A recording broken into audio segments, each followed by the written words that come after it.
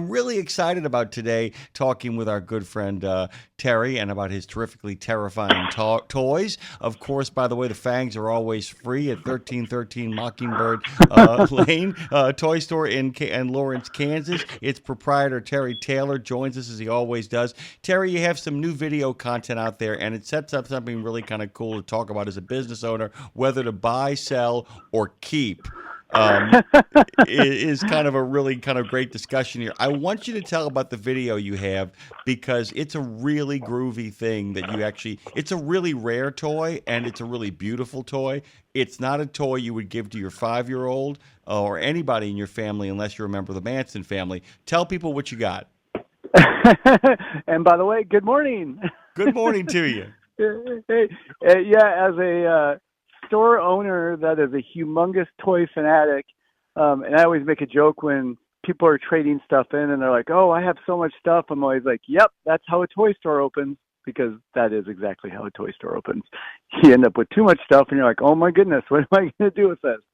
But the eternal struggle is someone who owns a toy store that buys stuff, but also is still an avid collector like myself. There are certain bucket list toys that you're still on the look for, and you always kind of hope they're going to come in the front door. And sure enough, we had this, the John Carpenter 1980s classic, The Thing, which is, one of the all-time horror thriller movies of all time, in my opinion. A toy company called Soda Toys, which is no longer a toy company anymore, put out a very big, essentially a statue of the head that sprouts the spider legs. And they only made, I think, like 300 of them or so. You never see them. And we had one traded in recently, in box, never opened. And it was one of those things where my wife, I feel like most people's partners would be like, we have too much crap. You don't need more. My wife's like, you should keep that. You've been wanting that forever. You should keep it. You need to keep that. You want that. That is one of the few toys you're looking for. Keep it. But as a toy store owner, and also a toy store owner that struggles a lot of the time, financially, it's not hard. And I'm sure a lot of your listeners know about being their own boss and the trials and tribulations of doing things yourself. So you always think, well, geez, I could keep this, but it's also worth $500. And if I post about it, it is going to sell. And it did. It absolutely sold. We ended up shipping it to a guy in New York, but I was really sad about it. And of course, I have complete seller's remorse about selling it because it's the only one I've ever seen in person. I will tell you this, by the way. Let me kind of set the scene for people, by the way. The famous spider head from The Thing towards the midpoint of the movie. It's actually the movie's what they would call peak point. It's not that the rest of the movie isn't great, because the rest of the movie is great. A character has a heart attack. The doctor is revived from having been knocked out on, to kind of do a test on him. He's kind of brought back. He's groggy. They get the defibrillators to get his heart started again. When they use the defibrillators on his chest, the chest then caves in and turns into a giant gaping mouth that bites off the doctor's arms. While they're burning the monster that emerges from that stomach, you still with me, guys? The head on the table of the man they thought was a man but is actually the thing pulls itself off, uses its tongue to pull itself away from the fire, and then sprouts spider's legs and proceeds to walk out of the room until one of them finally turns and sees it before it escapes and utters the famous line, "You gotta be effing kidding me," before they burn it up as well, and it screams about 3 or 4 ways. They actually have a life-size head of that spider, and Terry's got a video of it. That's the great thing about video, though, Terry. It's kind of like finding the lost Ark or the Holy Grail. You actually have the video of you actually holding the box. So regardless of what happens, we'll always have Facebook together, my friend. We will always have Facebook. Yep. And that presents the great dilemma that any small business owner, especially one who works in properties, understands. Sometimes you find the thing that is the Holy Grail and you want it really terribly, but you got to part with it because that's the kind of thing. Only 300 in existence. I'm not going to ask you the price point for it, but it's the kind of thing that can make a month go from the red to the black, can it not? Yeah, and it's true. And I made and I'm very, I'm obsessive and it's funny because in my life, I've never smoked, I've never drank, I've never touched anything ever, and it wasn't like a big moral decision. I was a touring musician from the age of 15 on. I always had to be the adult when I was in bands, and so I just never messed around with any of that stuff. And now that I'm 52 and super obsessive, my wife's always like, "Do you think you'll ever like try alcohol, or do you think you'll ever, do X, Y, Z?" And I'm always like, "No," because I'm so obsessive that I couldn't be a guy that like trying to drink for the first time. I couldn't just like take a sip and be like, "Oh, good." I'd be like, "Well, I got to try everything and do everything and collect everything," and it's like that with the store buying stuff. I had to set a hard line when I started the store that if it comes in through the front door of the store and I'm buying it for the store, I cannot keep it, because otherwise I would be keeping, a ton, just tons of stuff. Because even if it's not a holy grail that walks in the door, there is like some Star Wars figures I need to fill my collection. There is some G.I. Joes I still need, Transformers, but they're not like rare, but they're things like you just don't see every day. And I would be right back to just having, and I do have a humongous toy collection. I have an 800 square foot separate building from the house that is my toy collection. So Terry Taylor is doing fine with his toys.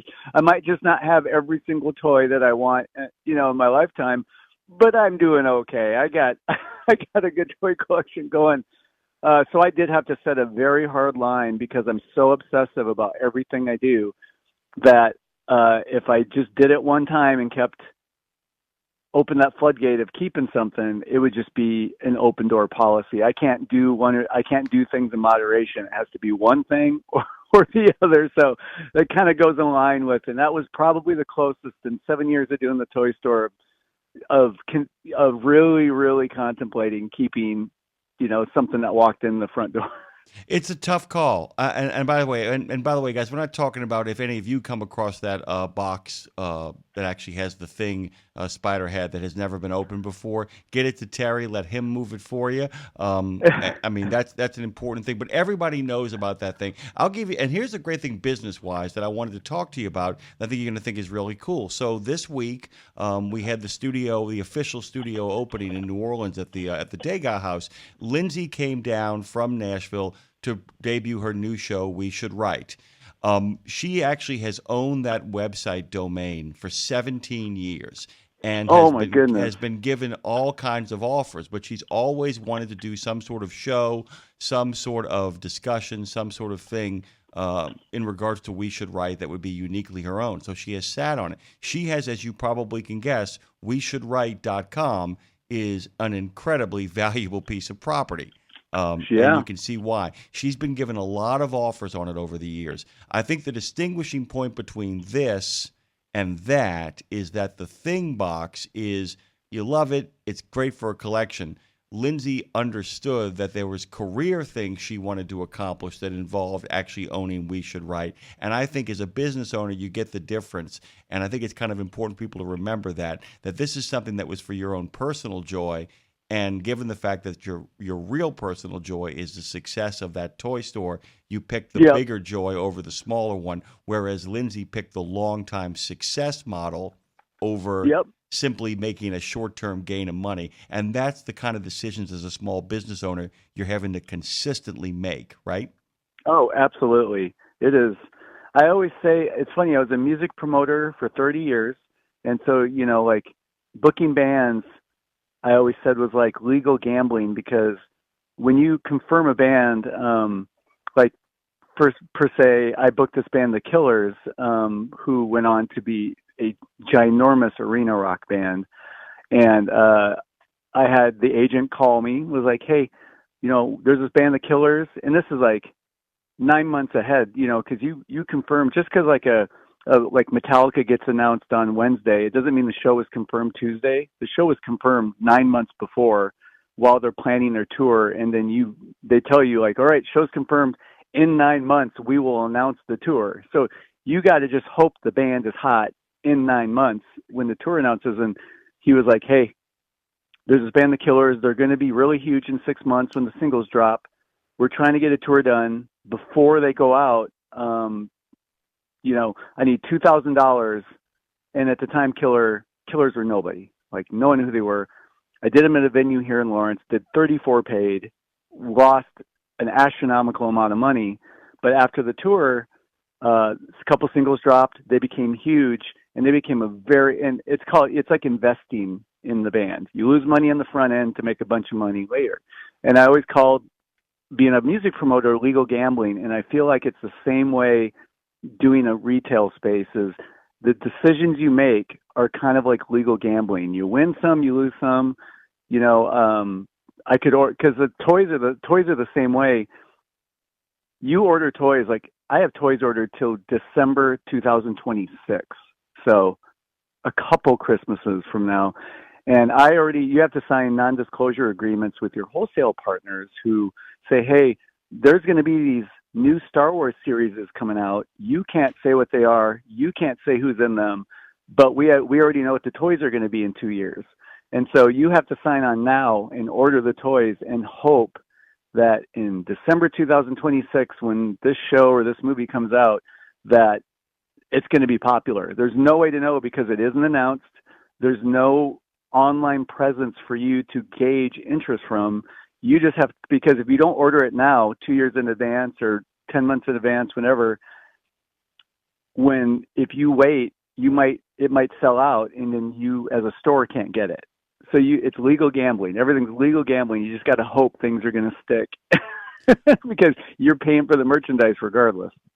This is interesting, too, because I keep thinking about Star Wars and the fateful moment of 20th Century Fox, knowing how little things sold back then, all the collectibles from other movies, all the plastic junk at TG&Y and all that kind of nonsense and garbage. And Lucas got ahead of the curve on that and did what he did. Before then, it wasn't even legalized gambling. It was take the merchandise. We don't care. Nobody's buying that stuff unless it's a Red Ryder BB gun or unless it's something from Howdy Doody. They didn't really understand that market until now. The other thing I wanted to ask you, this is a really cool thing. Is there a toy or a series of toys whose intrinsic value of being in the store on display as a way to draw people into the store is something that you would not ultimately sell unless the price point was astronomical? Do you follow me? Like, is there a holy grail of something that you could have in your store that would actually be an attraction point, that would actually add to your public relations and your advertising and your marketing? Do you follow what I'm saying there? Oh, absolutely. I can't say, I have a couple things in store that are, I don't know, $800,000. And I do have, and I know you've never been in my store, but I consistently mark things a hair lower than they should because and a lot of store owners think I'm crazy, but I would rather sell volume and have a high turnover so the product is always looking different than price a little higher and play the long game and maybe sit on something for a year and then eventually it sell, but it takes up that floor space, whatever. But we do have higher price items that I'll even put, like maybe even if it's going for $900 online and I put $750 on it, I'll even put $750 on it going, you know what?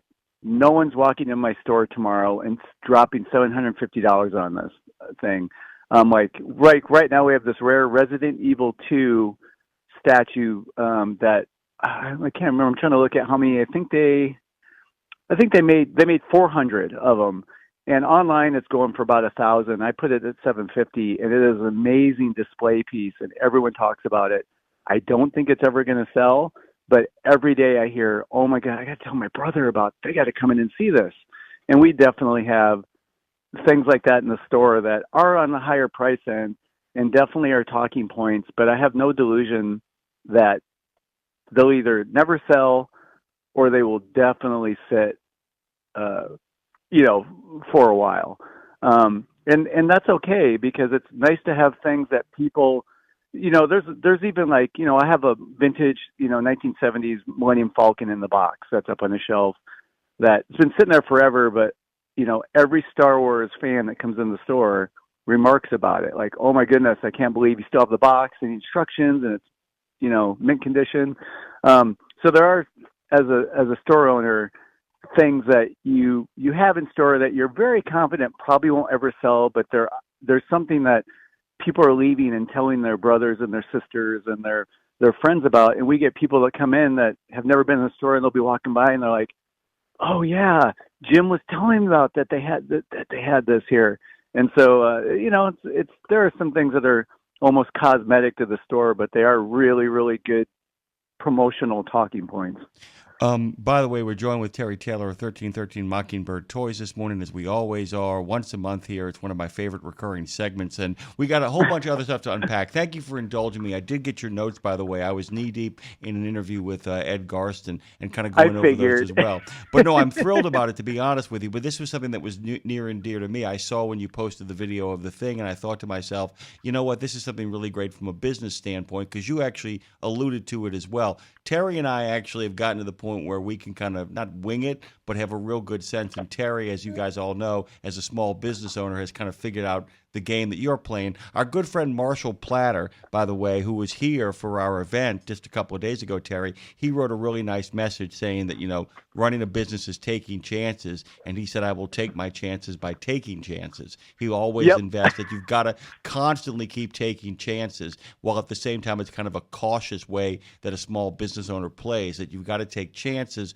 while understanding that you can't take chances so big unless your back's against the wall that it could cost you your business. The only chance you should ever take that could cost you your business is if you are going to lose your business if you don't take the chance, right? Sure. I saw a great meme yesterday that had two drawings, one on the left, one on the right. The left one said, oh my goodness, unsuccessful businesses, and it showed a person with little, almost like speech bubbles by him. It's like said, work too hard, work all the time, put everything you got into it. Like all these things you think would make you successful, but the caption was unsuccessful business. And then the next caption on the right-hand side said successful business, and it showed a person that just said gamble, gamble, gamble, gamble, gamble. And, I feel like I'm in the middle of that equation a bit, but I do find as the years go on that friends of mine that have been more successful have definitely taken higher risks than me, but I'm a very conservative person when it comes to that, because even though Liz and I don't have kids, I do feel a very huge weight of making sure that I don't jeopardize Liz or our dogs who are our kids or the life we've built. So I have to always play this kind of happy game of semi gambling and semi not. But I thought it was a really interesting meme because I felt like it was really rooted in a lot of truth, especially for small business owners. Yeah, and like I said, I think one of the things I laugh about when I see gamble, gamble, gamble, gamble, gamble, I look at it, I go, I'm at stage 3. I'm at the 4th gamble. You know what I'm saying? Yep. Because the initial gamble is before you even get started. 1313mockingbirdtoys.com. They got a lot of stuff going on. They got a really busy week, as a matter of fact, happening. You just presented a band at the Granada, right? Talk about that a little bit. Yeah, we brought a band, and I'm sure when I say the name, people kind of head cock. It's a band called Blood Incantation, but they are a band they've got like their songs are like 20, 30 minutes long. They're very similar to bands like, if you're familiar with Dream Theater and Opeth, only with like a little kind of like harder edge, but they're very long songs where they have like screamy, singy, very spacey, but their whole shtick is that they're almost based off of like the movie and the series Stargate. Like everything's about pyramids and aliens, and they're sweet guys. And one of the things on their rider, and if you're not familiar with a rider is, it's where the band's like, hey, we need 6 cases of water, we need Taco Bell, whatever. But one of the funny things they had on the rider, the very last thing was DVD or Blu-ray copy of Battlefield Earth. And so I actually had a sealed Blu-ray copy of Battlefield Earth, which is, in my opinion, a very horrible movie that stars John Travolta. But I also had some of the books from the series in the warehouse. So I brought the books and the Blu-ray and left that for them, and they were more than stoked. It's just one of those funny things they put on the rider, and most people wouldn't get it, but I love stuff like that. But they're from Denver. Their actual keyboard players' parents live here in Lawrence, so he actually just by coincidence will pop in about twice a year when he's visiting his family. But we did about 500 people, and they've been around 10 years, but they're an up and coming band. They're a band that's going to have a lot of longevity. They're very musically, they're very experimental. Like I would call them like space metal experimental type stuff. But it was great. People were very, very excited. It was their first time coming to Lawrence, and they will definitely be back. And okay, so speaking of that, speaking of blood incantations, it kind of actually ties in nicely in a very, very only word sort of way, but you guys did you're doing this Saturday, tomorrow, you are presenting. Tell people what movie you're actually going to be showing at the theater. So one of my favorite horror series features Bruce Campbell, who's one of my favorite actors in the world.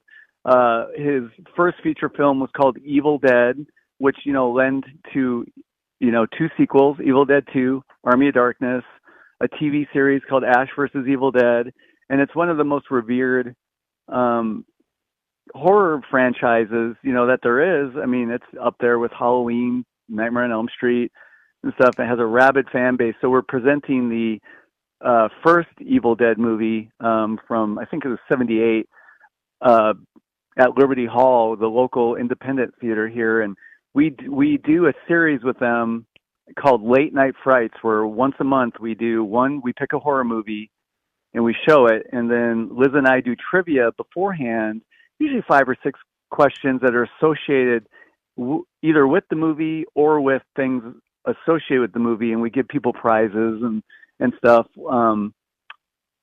A month or 2 ago we did Return of the Living Dead, and we had someone dress up like Tarman, the zombie from Return of the Living Dead, and take pictures with everybody. We couldn't find anyone to dress up like Ash from Evil Dead for this thing, so we're just doing a really fun trivia where I'm giving away some fun Evil Dead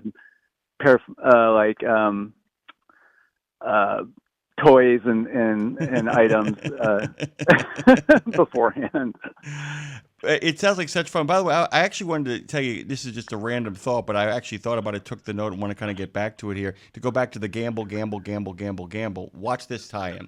So no one realizes this, but Evil Dead may be even more so than Halloween, which at least had the benefit of John Carpenter having made the movie Assault on Precinct 13, and Donald Pleasance being a big admirer of that along with his daughter, had a big-name star attached with a genuine bona fide Hollywood producer in Frank Yablans.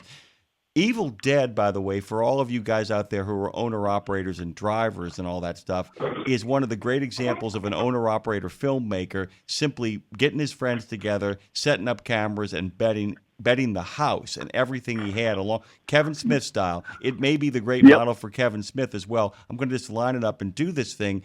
One of the first sponsors of this original incarnation, the Road Gang, was a guy named Forrest Lucas. You might have heard of Lucas Oil, right? I have not. Okay, so Lucas Oil, the famous Lucas Oil Stadium in Indianapolis and all that stuff. He started off. Okay. Yeah, that guy. He started off, by the way, selling his product out the back of a truck. That's how he got his beginning. And wow. Evil Dead, by the way, is a great reminder to all of our friends out there, just like Marshall was saying on the chat. And by the way, Terry, it's really cool that people actually can chat online with us, which is like the great thing, that we get to do here. It's and Trucker Bosun says hello, by the way, this morning. Our good friend Kevin says hello to you. I'm telling you, it's really kind of fun how this all kind of works. But this really kind of goes back that I think that Evil Dead is even more so enjoyable that you can see it is just a really talented guy with a couple of cameras stuck out in the woods. And just having the time of his life. Okay. All right. Got plenty of stuff to cover here. We got about 2 minutes left. So I want to talk about what you guys are doing on Sunday. This is important for our friends out there who make their living on the road, like our friend Dean Croak does a lot of great live content, a lot of great streaming content. Talk a little bit about the Sunday thing you guys got going on. And I promise you, next time we come back, we'll talk about your Halloween pop-up. But tell us about the live sale on Facebook. The last Sunday of every month, we do a live sale on So on Facebook, you can stream live. And so the last Sunday of every month, unless we're doing a convention, we do a live auction. Essentially, we started doing it during COVID to save, to make money when the store was closed, and it just gained so much popularity. We just continued it now, 5 years later. But yeah, we do live sales 6:30 on Sunday, and essentially we just show. We usually do, instead of just a single item, I put big lots together, and I just say, hey, the bidding will start at $13 or whatever, and then we let people bid for 2 minutes, and then whoever is the highest bidder at the end gets to buy the lot. And this month we have Jaws, a Jaws lot, Scream, Saw, The Real Ghostbusters, the band The Misfits, a mystery horror DVD lot.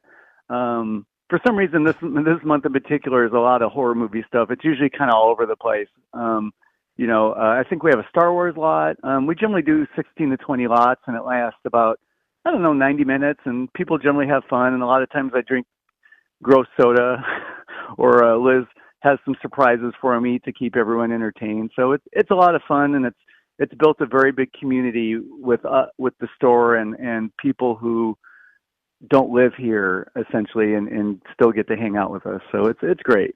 We got to wrap it up, Terry. By the way, this was a lot of fun. Thanks for taking the ride in the first half with what I wanted to talk about, and I really appreciate all the great notes and all the great goings-on and doings. And by the way, one of the things about being a small business owner and one hell of a rock and roll promoter is you're always figuring out ways to get your message out there. Here's how you get the message about 1313 Mockingbird Lane. You go to 1313mockingbirdtoys.com. You go to Facebook at 1313 Mockingbird KS, stands for Kansas, by the way. Same destination on Instagram and on the Tube of You. And guys, there's great content on the Tube of You, along with all of our friends chatting out there at Mockingbird Lane Toys. It's one word. Capitalize the mocking, the lane, and the toys. Mockingbird Lane Toys. Head on over there, by the way, guys. Check them out. The content is nonstop, sometimes incredibly ridiculous, always incredibly informative. Terry, we love you, man. Thanks for always making time for us in your very busy schedule. Oh, thanks. It's always like a highlight of my month. Oh, thank you, man. And please tell Liz we said hello. Get out of here, buddy. I will. See you guys later. Thank you. Terry Taylor, of course, has a monthly segment here on this Friday, the 25th of July.